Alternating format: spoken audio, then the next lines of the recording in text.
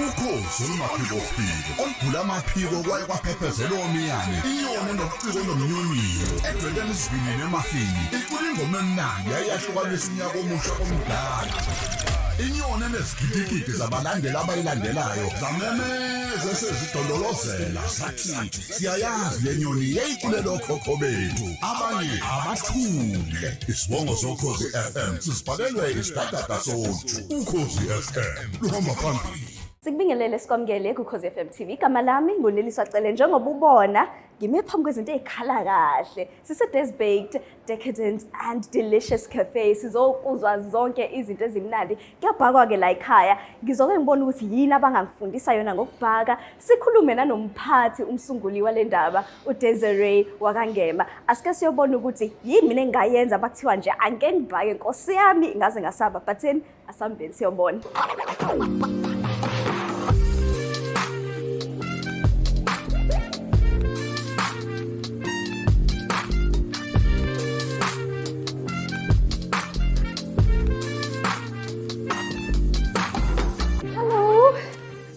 Kanjani? Ngisaphila njani wena? Ngiyaphila. So, Chef Des, wonke umuntu, ngiyamethula manje yena umuntu ozobe ngifundisa angazi nanokuthi yini yani ela ama fruits ngiyawazi namanga.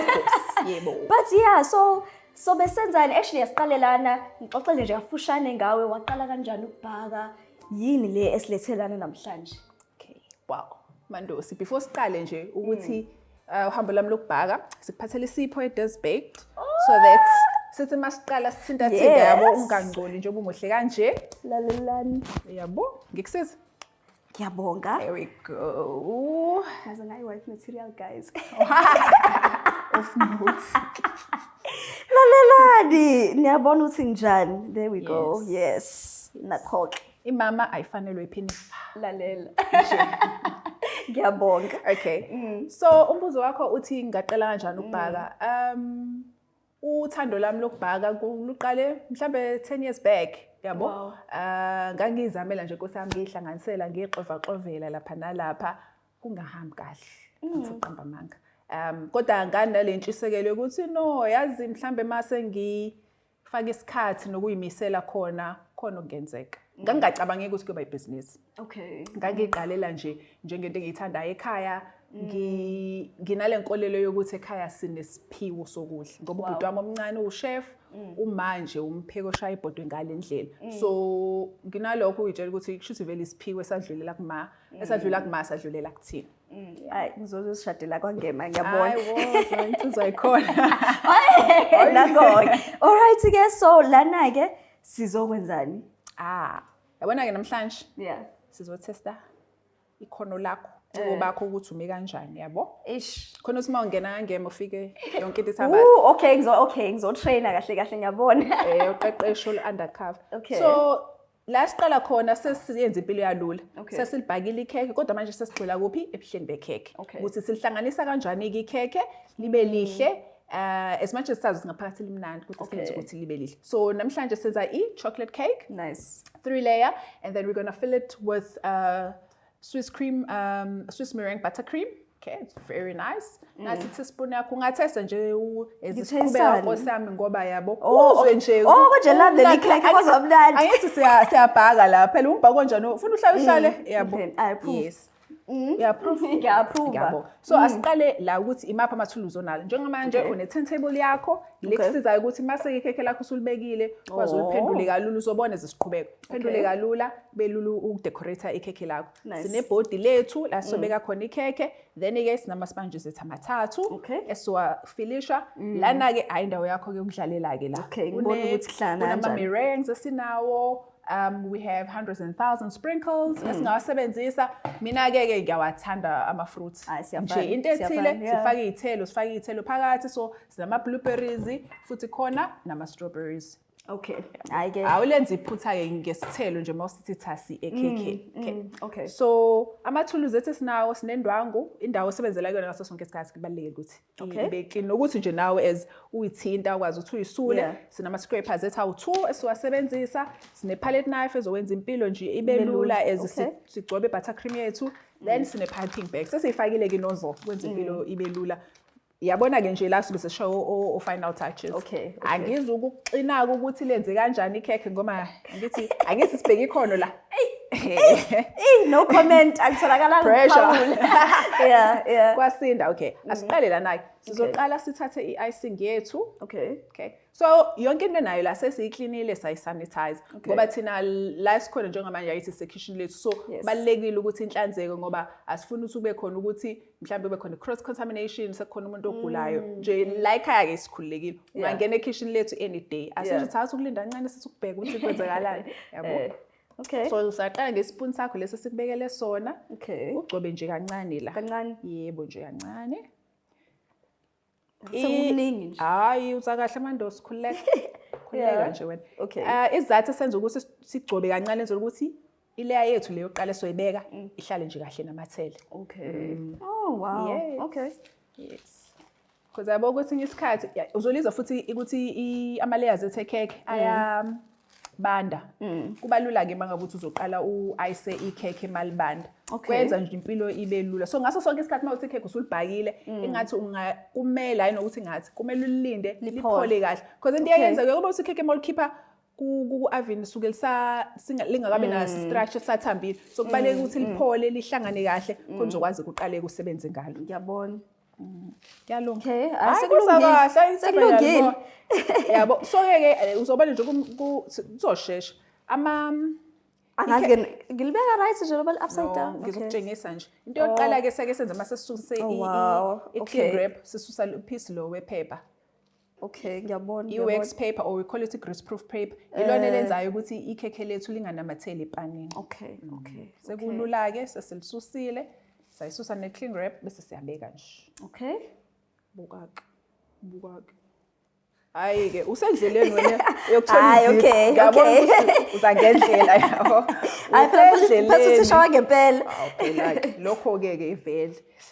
Then sithathe kancane i-icing yethu, palette knife yethu-ke le.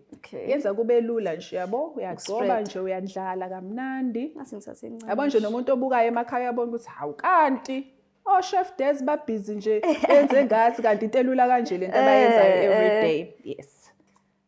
Ilanga iqhamuka khona kithi buka-ke yabona ubudlala ngami usuke wadecorate Angikaze Nkosi yami ngine feeling ukuthi yathi ngathi ngidlala ngami cha phela irama ngiyayicoba esiqweni manje akusi kumqinisa yakho lalela kumqinisa into efanayo akusiyona buka i-turntable uthi udlala samnandi kanjani.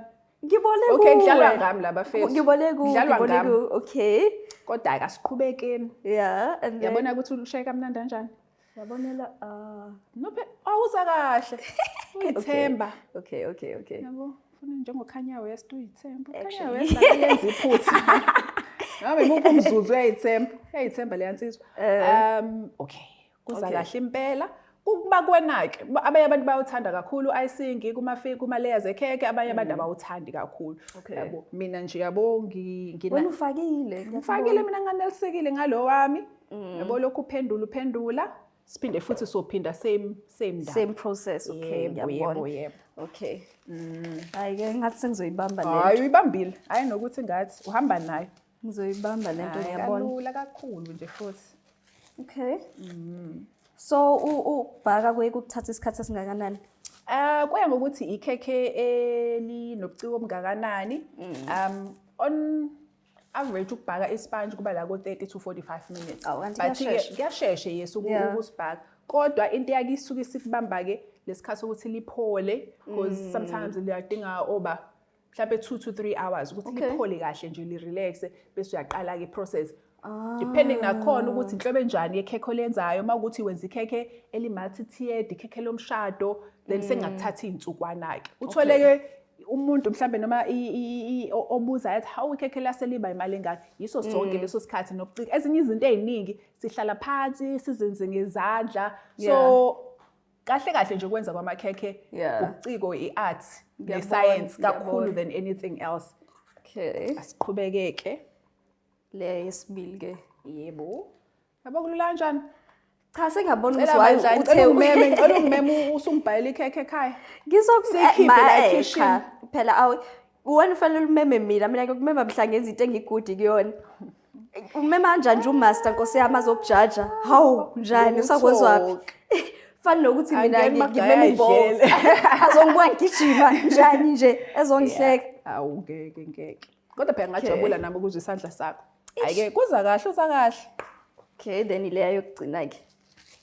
Ayakufani Akufani. Yazi kuhambe ngisenda ubhuti message ithi sesiqede bese la. Ngoba yabona kuhamba kahle. Hayi batshala bakangema ukuthi hayi. Lodlobo ngoDisemba kuyonakala. Ingubo neshirt. Abathungise. Ingubo neshirt. So bayibeka kanjalo kayi. So ama basic skills nje umuntu ofuna ukubhaka amakhekhe ufunda yiziphi izinto mhlawumbe kumele ayikhumbule. Okokuqala nje ukucophelela ngezinto ozenzayo. Before uzuyiqala irecipe yenze konke lokho soye kufuneka amaqanda oflour ngathi ungaqala konke ukubeke lapha phambi kwakho. Into eyake ibebucayi ngamakhekhe ukuthi wakhohlwa nje into encane ukhohlwa baking powder mase kuphakathi ku-oven akhohlwa. Too late sihambile vele ukhohlwa. Kanti mangabe mhlawumbe upheka wenze roast chicken uzuze ingathi akuhambanga kahle usangawuthela uphepha ufaka usawoti qhubeke kube right. But ekhekheni wakhumbula ukuthi awushukela ukho hayi vele ukhohlwa uqale phansi akukho ukulikhipha ngokusheshsha uphinde ulungise. Yilokho nje okubaleke kakhulu. Nokuyithanda into yenzayo isnack kudinga isnack esiningi. Ngihlale ngisho mangabe ngifundisa amaklasi ukuthi one thing engiyiyona ngumbhaki lo focus kakhulu kwi-technique. Ufuna izinto zakho zibe ku-room temperature, ufuna usafe uflour wakho ukuthi kuphume zonke le zinhlayiyana lezi engenza ukuthi ikhekhe lakho libe dense. Ufuna nje uqaphele ngakho. By the time usulifaka ku-oven, umsebenzi omningi usuwenza ekuqaleni. Yabo. So if umsebenzi wakho wenze kahle ekuqaleni, into ezophuma kuzoba lula. Uzoba happy ngomphumela. Siyaphinda futhi. Sesenza ukugcina manje. Hayi ke sesiyagoqa ke la. Ilapho ke ngempela ke usufaka ngehaba. Cha, ngiyaba kodwa phela manje indaba isizoba la. Sesibuka ke ikhono ke.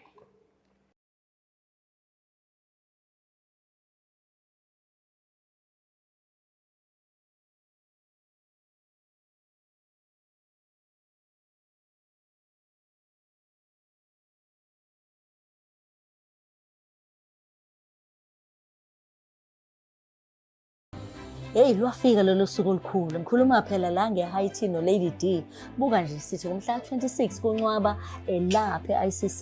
Wow, Haiti no Lady D kanti ngitshele ngithi ungasuyibonele bukhoma abaculi abafana noPindi P, uJumbo kanjalo futhi Afro Soul ubone nabasakazi bakho bathandayo.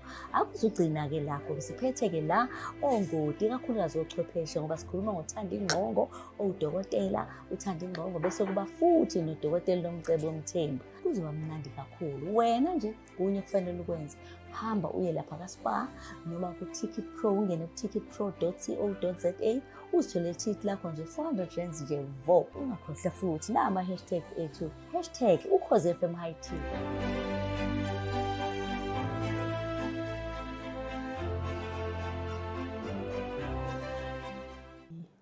Nazo ke buka ke manje asiweleni ke yabo. Athathe sakhumbula ukuthi ngitheni le. Okay ngizoqondisa ngayo ke leyo. Ngiyayibona kuthiwa igama layo. Angazi. Kandosi. Yithiwani? Scraper. Scraper. Okay. Yabo. So umsebenzi waso nje senza exactly lento esishoyo buka. Yabo. Lento ade ngisho ukuthi impilo nje then iyaqala kibe lula. Okay. Singizithathe ke ngibona. Sesimhlophe. Sebenzisa ngapha. Le side leli. So leli side leli eli sharp ilona lekhekheni. Leli engathi linama curves la isandla sakhe sibamba khona nazo ke. Khatha liqondile nje. Hayi laqona. Yabo nje imfihlibala thiwa iscraper sakho nekhekhe ufuna kube kwi-angle and then ulandelise. Futhi uma ubona ukuthi ngathi i-butter cream yami ngincitshile ungaqhubeka uyifake. Kwesinye isikhathi khona isilama khekhe ake aba nje nodumo kuthiwa ama naked cakes. Sometimes ke ungafuni ukufaka i-icing kakhulu. Ufuna ukuthi nje thasi yabo. So kukwena ke wena ungangichazela nje ukuthi ngifuna i-naked cake noma ngifuna ukuyimboza mbo. But ke awuzame futhi uyibuyele nje nge-scrape. Phela angithi yabo kufanele yakubani mawugcoba uyigcoba umzimba sukuthi nje ngaphezulu ungaqinisi kakhulu isandla because the more uqinisa isandla then iyasuka ukuthi nje ngothando. And then uvumele Ngothando, yabo. Nkosi yami. Uthando njani? Jahile. Yabo. Yabona ke. Kuyahlangana. Kungconywana kodwa ewu.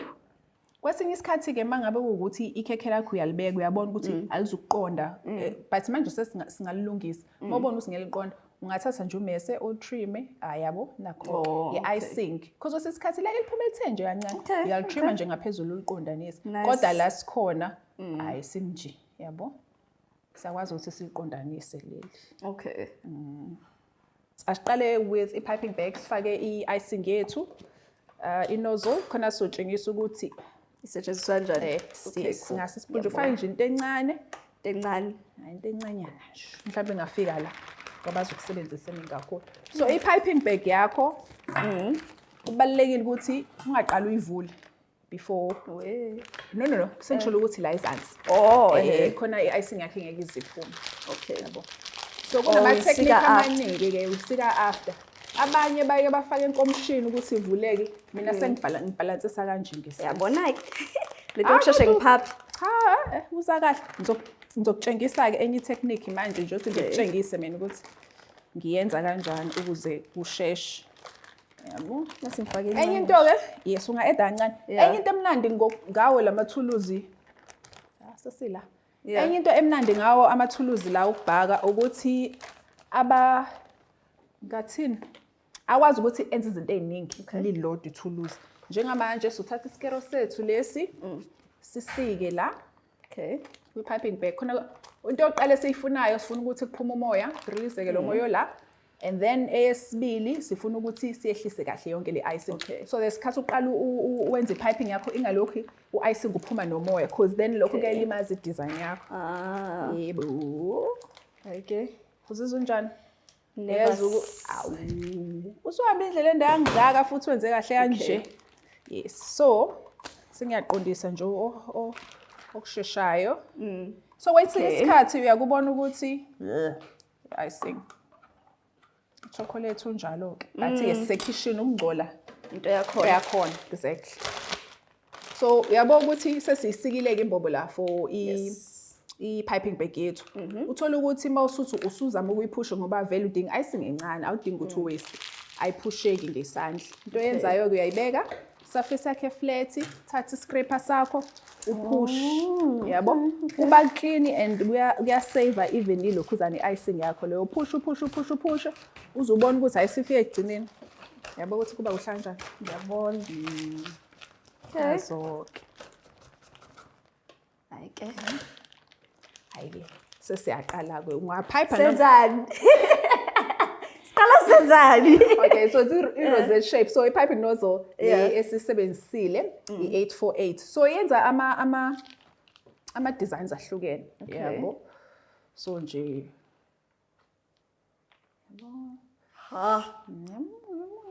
Mana ngipractice. Nje ngiyeza umzuzu. Cha, othi ngifihle futhi uthi njani? Awa. Oh, never mind. Okay. Buka. Fine. Ngicela i-camera close up. Oh, babone. Yebo. Ukuthi senza njani? Okay, cool. Okay. And then Let me try.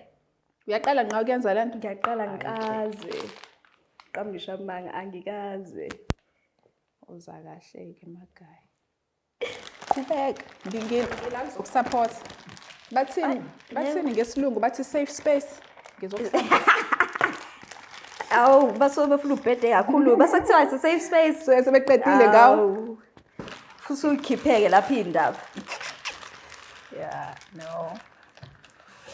So ke ayike lapho ke Awusangeni. sengiyamake ngiyabuka ke khona ke. Ukuthi lihamba lifike ngathi uzoyiqeda nje lezi zinto mina. Hayi seqeda. Mina nje ngizothi thasi lapha. Lapha nalapha. Awu. Yazi abantu bayangibuza ukuthi uthando lami lokubhaka laqala kuphi. Uxoxela istory. So ngakhulela eMondlo. Ukuphi lapho? Mawudlula ngako Vryheid baqulusini. Okay. So umamncane wami sasingena stofu nje kwakubaswa ngikhula. Hayi ngelilanga ke ngifika umamncane ubeke into ephuma ebhodweni. Ngithi mina hawu mamncane wayo nojeqo yelo. Mamncane wami acasuke kanje. Bathi akuwona ujeqe lo ikheke. So Kumina kwakuya njengojeqoyelo ngoba ngempela wayade exova inhlama wafaka i-food coloring eyelo waphendula ibhodwe leli lesiZulu walifaka emlilweni kwabhakeka kanjalo. Ngathi ngimoshile nje. Hayi awumoshile. So kwanamhlanje ngihlale cha kojeqoyelo. Cha, ngiyacabanga ukuthi ngiyisaphi lento bekune idea but manje angisazi ukuthi bengizokwenzani. Bengistory sami sinoyelo so. Okay, phezulu. Ngiyacabanga nje but kuzoba kubana. Sengisholo khona mhlawumbe ngangino 5 6. So even naso sikhathi ngase ngiwajaja amakhekhe abantu angisho ukuthi ngiyajaja leli lakho.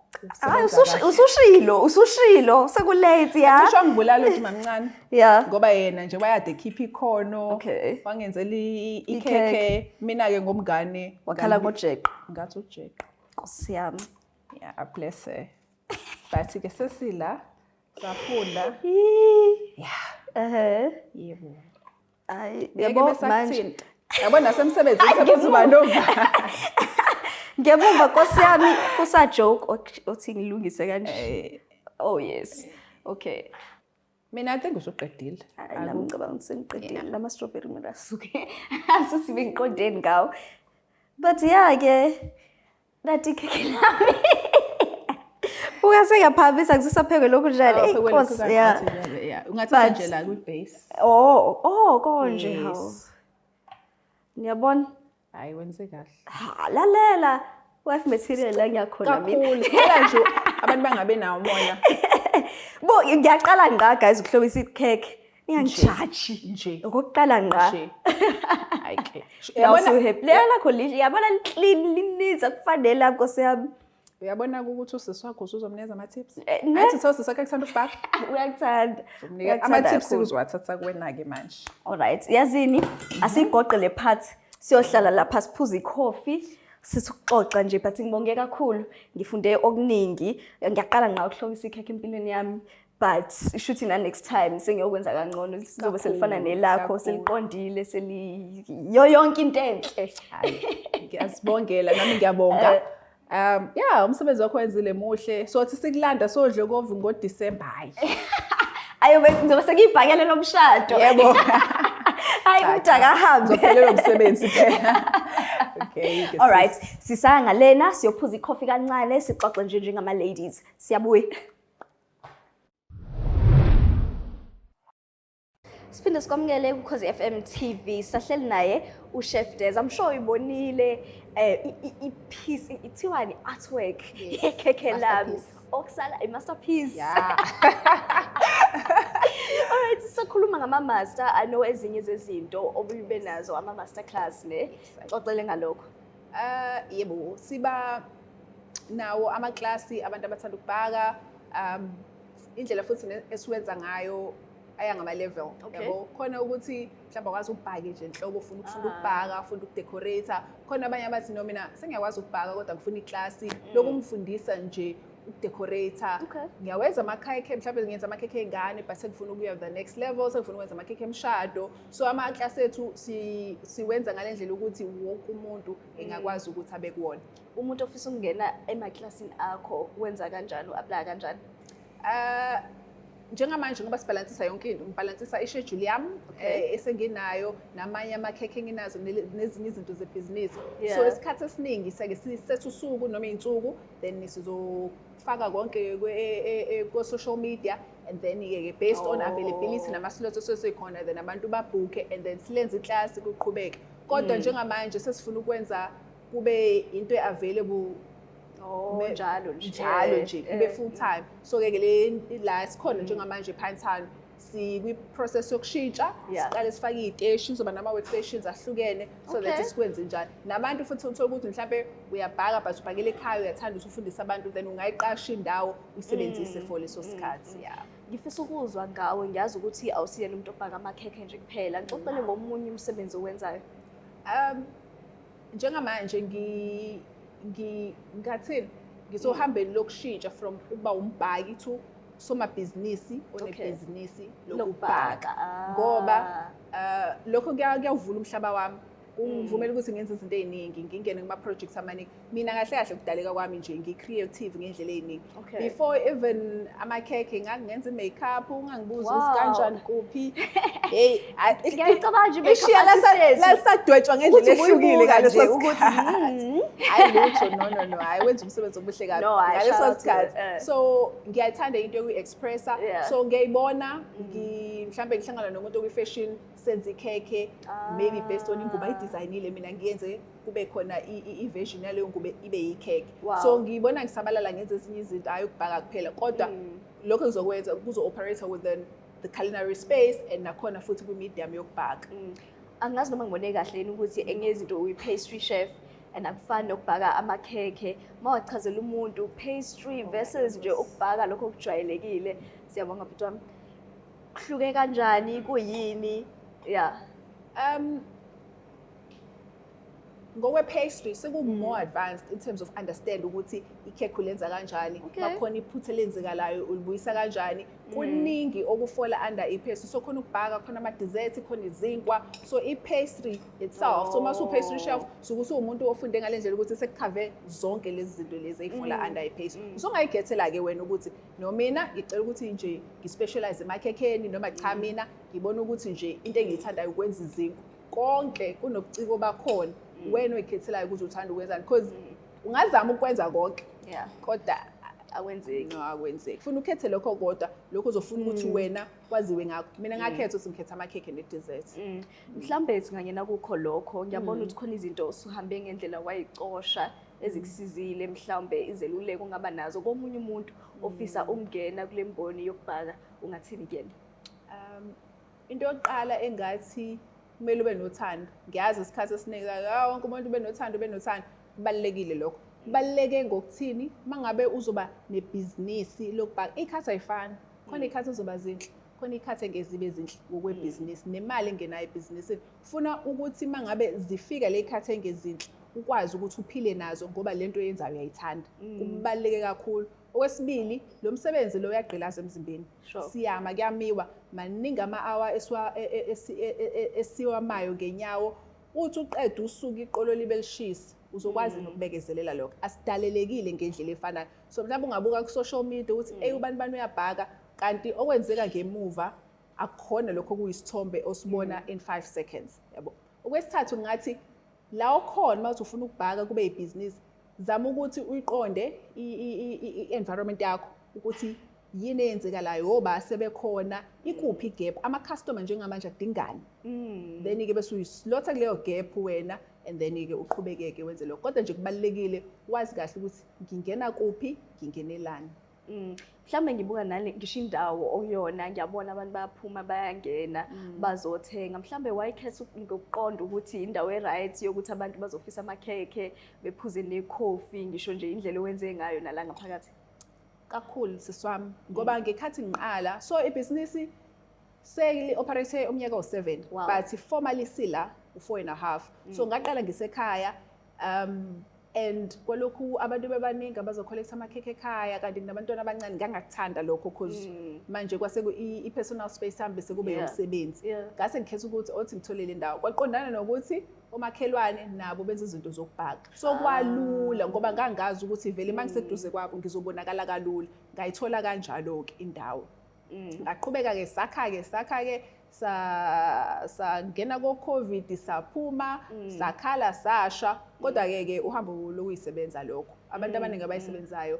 noma uyabhaka noma ngabe wenzani uya-understand ukuthi iy'nsuku ayifani nama-seasons ebhizinisi awafani so i-future yakho uyibona ibhekephi mhlambe kuwo lo mkhakha ngizwile ukuthi usafuna ungena kweminye futhi imkhakha ngoba umuntu oyiciko vele ngizibona nginweba izinto engizenzayo ngokuthini nginesifiso esikhulu ukuthi ngibe nencwadi nginesifiso esikhulu so ngisekahle kahle nje isiyabhala ngiyaqala ngibhizinisi ama-chapter nginesifiso esikhulu sokuthi lokho engikwenzayo ngikwazi ukuthi kwenzekale ngendlela yokuthi abanye abantu bakwazi ukuthi bathole imisebenzi so ngikwenza kanjani ukuthi uzinhle osemtubatuba naye abhake aqala isebenze noma uzodwa osemawodi naye ayisebenze naye achume ibhizinisi lakhe likhule akwazi ukuthi ayiphilise yabo.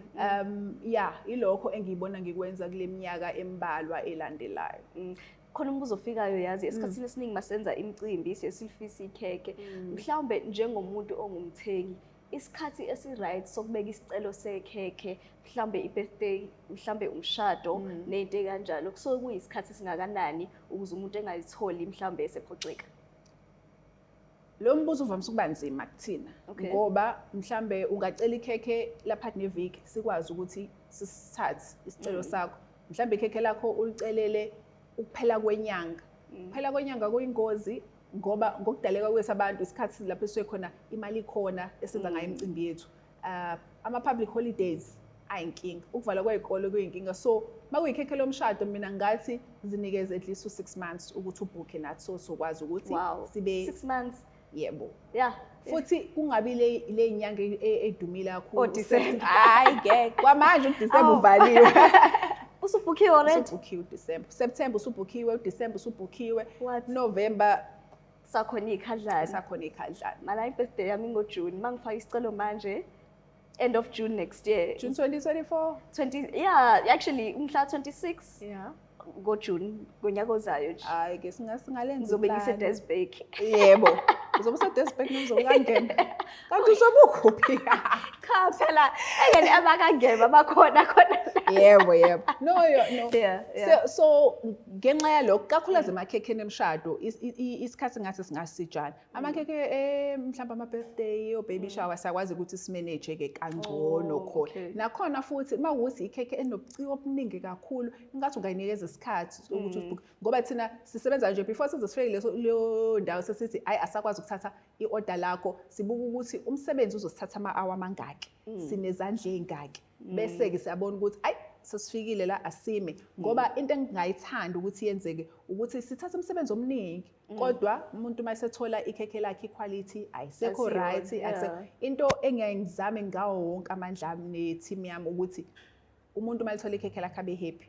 So sithi mawulanda ikhekhe lakho ngoLesihlanu ngomsombuluko kuleli viki elilandelayo sesikusendela i-message ngo-WhatsApp sesikubuza ukuthi uthandile ikhekhe belinjani sicela usineze feedback because usikholele kutheni i-feedback yasikhulisa. So ngithanda ukuthi mase ngidila ne-feedback yangomsombuluko kube i-feedback ezosikhulisa ngenxa yokuthi jahanga nje senza amakhekhe amaningi kodwa sangakwazi ukuyiphetha thina ukuthi sokwazi ukuthi sidelive kahle. Ngixoxele nge-team yakho ngesihambi singakhulumanga ngayo ngoba I'm sure abantu abakulekelelayo kulomsebenzi kakhulu. Ngiyazi abantu mabebuka ey'khungweni zokuxhumana babona uChef Des nje.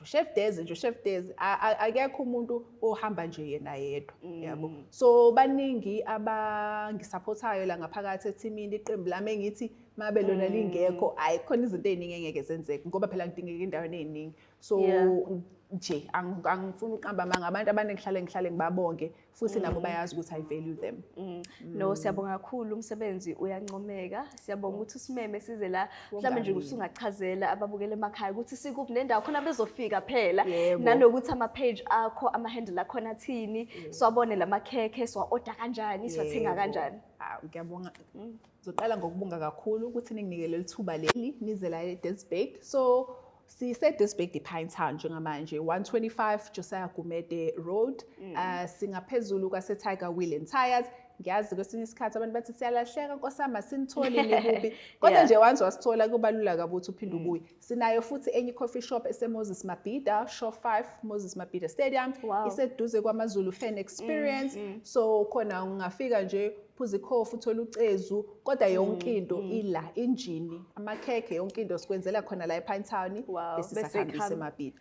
Ngoko kwezikhungo zokuxhumana sikhona ku-Instagram igama le-page lethu uDes. Sinelinye futhi leli eliqondane ngqo neMabhida Des Café ku-Instagram naku Facebook. Mina ke qobo lami uChef Des ngikhona futhi naku LinkedIn. Okay, abafuna ukufaka izicelo zama-order benza kanjani? Ufake izicelo zama-order ama-details ethu onke akhona kuma-bio ethu ku-social media. Ungasifonela, ungasendela uWhatsApp, ungasithumelela i-email, konke nje kulula. Umbuzo wami ukugcina ngci masikhuluma ngomsebenzi wakho ufisa ukuthi abantu emhlabeni bathi iDes inkampani eyenza ini bafuna kwaneziwe ngani njengabantu as well as ibhizinisi. Ngihlale ngisho ukuthi angikho mina ebhizinisini lamakhekhe. Kodwa ngisebhizinisini lokusiza abantu babungaze imicimbi ebalekile empilweni zabo. Wow. Mina yilokho engikwenzayo. Ngalokho kungivumela ukuthi ngenze izinto eziningi, ngilethe injabulo kubantu abaningi. Isifiso sami esikhulu ukuthi ngibone uDes baked ikhula, kodwa hayi ukuthi ikhulele mina, ikhulela ukuthi ikwazi ukuthi ibe nomthelela omuhle empilweni zabantu abaningi. And I'm sure umthelela muhle kakhulu. Mina namhlanje nje sengikwazi ukuhlobisa amakhekhe. Ngibe nesikhathi esimnandi. Kakhulu. Ngibonge kakhulu ukuthi nizivulele iminyango sikwazi ukufika. Bekumnandi amakhekhe amnandi. Hayi nanokuthi ngiyamangisa Nkosi yami, amnandi ngempela. Amnandi serious ngwa-enjoyile. I'm sure ngomunye laba bantu abazohlala bethi hey cela i-order kanje. Hayi kumele phela thina sitshela ukuthi usumndeni uzohlala uvele Ngithola imali phela lapha. Hayi cha sengisho umndeni waseDes baked. Yeah.